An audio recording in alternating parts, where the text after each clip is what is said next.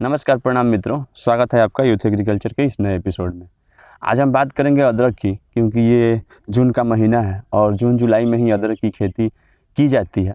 तो हमारे जीवन में अदरक की क्या महत्वपूर्णता है और अदरक की खेती कैसे की जाती है, किसान बंधुओं के लिए ये किस तरह से काफ़ी लाभकारी है, कैसे किसान बंधु इससे काफ़ी फ़ायदा कमाते हैं और हमारे भारतवर्ष में इसकी क्या महत्वपूर्णता है, भारत में इसकी उत्पादन कितनी मात्रा में होती है, आज इन सब बिंदुओं पे चर्चा करेंगे।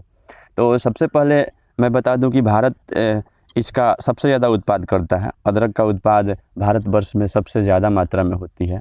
और जहां तक बात करें भारत में, तो भारत में सबसे ज़्यादा इसकी खेती हिमाचल प्रदेश में पहले की जाती थी, लेकिन अभी के टाइम में इसकी खेती वेस्ट बंगाल में सबसे ज़्यादा मात्रा में होती है।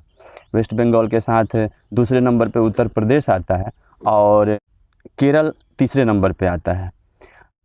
तो चूँकि अदरक की खेती पूरे भारतवर्ष में हर स्टेट में की जाती है, लेकिन मुख्य रूप से बिहार, बंगाल और केरल तथा हिमाचल प्रदेश में इसकी काफ़ी ज़्यादा मात्रा में इसकी खेती होती है।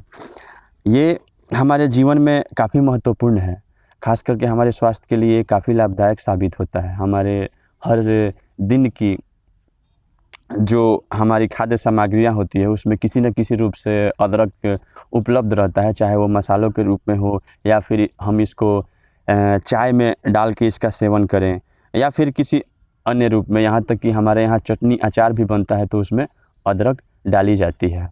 अदरक खांसी, सर्दी, जुकाम इन सब में ये काफ़ी फ़ायदेमंद तो होती ही है। साथ में ये लंग्स डिजीज़ जो होता है, लंग्स डिजीज़ जैसे कि हार्ट का प्रॉब्लम अगर किसी मरीज़ को है तो उनके लिए भी ये काफ़ी फ़ायदेमंद होता है। मार्केट में इसका रेट काफ़ी अच्छा है, तो किसान के लिए भी निश्चित रूप से काफ़ी लाभकारी होता है।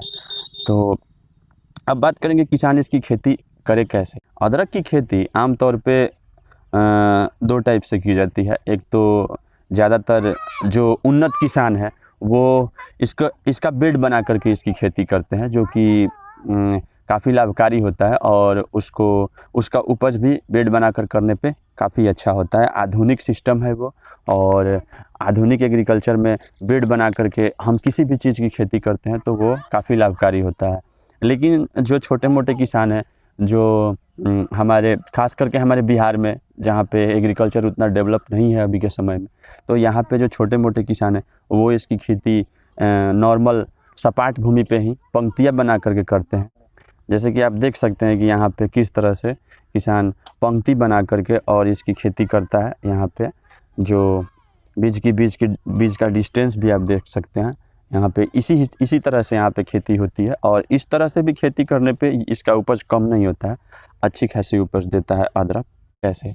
तो किसान चाहे छोटी भूमि हो या ज़्यादा बड़ी भूमि हो, हर जगह पे इसकी खेती किसान कर सकता है।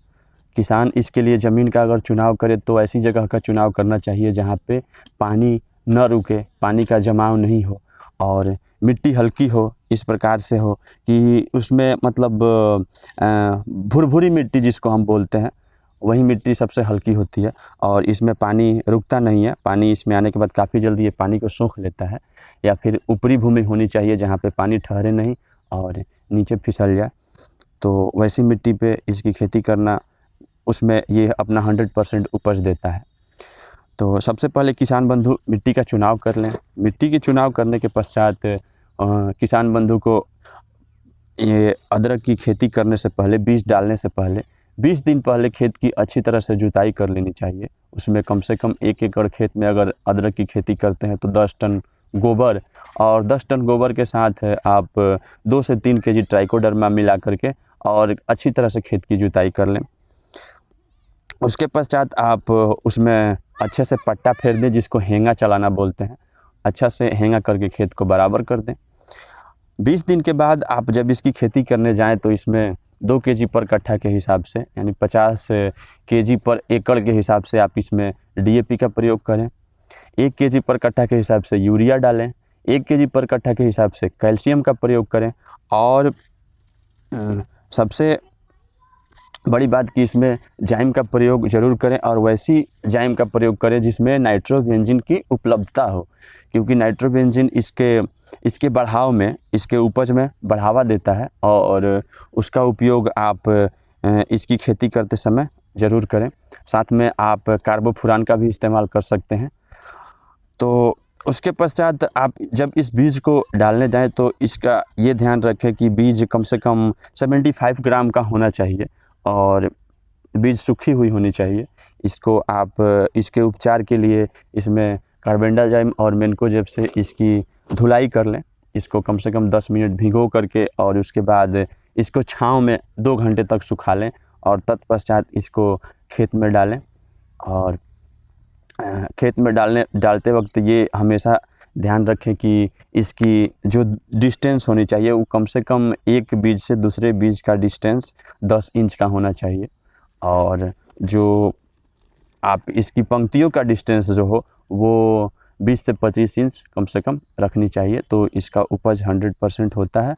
ये बढ़ने और इसके जमाव में काफ़ी मदद मिलती है उससे।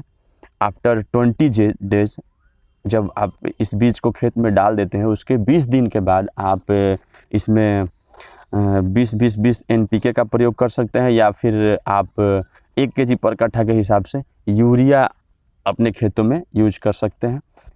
सिंचाई का अगर बात करें तो हालांकि अभी जिस समय में इसकी खेती होती है बरसात का मौसम शुरू होने वाला होता है और शुरुआती दिनों में इसको हल्की सिंचाई की ज़रूरत पड़ती है। तो जून के महीने में हल्की बारिश हो ही जाती है और बीच के दिनों में अदरक को ज़्यादा पानी की आवश्यकता पड़ती है। तो बीच के दिनों में आमतौर पे बरसात का समय रहता है तो ज़्यादा पानी हो ही जाता है।